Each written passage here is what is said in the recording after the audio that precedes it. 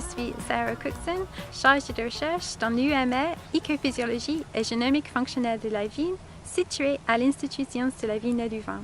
Depuis presque 10 ans, j'ai travaillé sur les interactions porte-greffe-greffon et je cherche à mieux comprendre le greffage.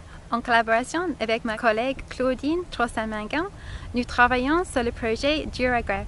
En France, la majorité des vignes cultivées est obtenue par la combinaison par greffage de deux génotypes, un cépage ou greffon d'espèce européenne, Vitis vinifera, et un porte-greffe d'origine américaine qui assure la résistance à Phylloxera. À l'échelle moléculaire, la formation de l'union entre le porte-greffe et le greffon nécessite une reprogrammation considérable de l'expression des gènes, de la synthèse des protéines et du métabolisme cellulaire. Lorsque nous avons réalisé des hétérogreffes avec des génotypes différents, nous avons constaté une dérégulation de gènes, en particulier de nombreux gènes impliqués dans la réponse des plantes au stress oxydatif.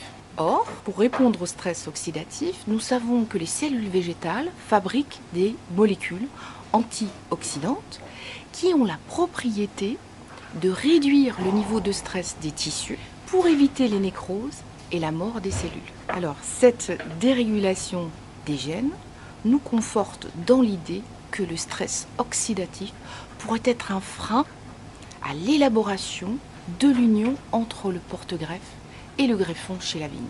C'est pourquoi l'objectif de notre projet est de réduire le stress oxydatif occasionné par le greffage et de rendre l'interface entre le porte-greffe et le greffon plus solide et plus durable. Pour cela, nous proposons de modifier le mode de greffage en incubant en amont les bois de vigne avec les molécules antioxydantes, bien sûr d'origine végétale. Compte tenu des propriétés de ces molécules, la mise en place des connexions entre porte-greffe et greffon devrait être plus efficace et plus rapide. Cela devrait conduire à l'obtention d'une interface solide entre les deux partenaires et impacter positivement sur la longévité des plantes greffées. La réussite du greffage chez la vigne est variable et dépend d'un enchaînement de processus biologiques complexes qui commence par la formation d'une ligne de nécrose à l'interface entre le porte-greffe et le greffon, suivi d'une dédifférenciation cellulaire et de la prolifération de cellules à cette jonction qui forme ce qu'on appelle un cal. Ensuite, il y a fragmentation de la ligne de nécrose et mise en contact des deux génotypes. Puis on a une étape qui est primordiale dans la réussite d'une greffe viable et durable, qui est la différenciation et le développement des vaisseaux vasculaires qui vont permettre une connexion entre les deux partenaires du greffage. Plusieurs actions expérimentales sont prévues dans le projet afin de caractériser le développement de l'interface porte-greffe-greffon. Une première action consistera à évaluer le statut oxydatif de cette interface par le suivi de marqueurs de stress oxydatif, marqueurs biochimiques et marqueurs moléculaires.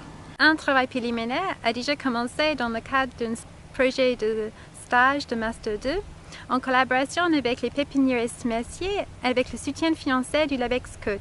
Ces résultats encourageants nous amènent à envisager un projet plus ambitieux et complet. Cela devrait nous permettre d'identifier les composés antioxydants qui améliorent la réussite au greffage, de communiquer ces résultats vers la filière et la profession et de publier les articles scientifiques sur le greffage de la vigne.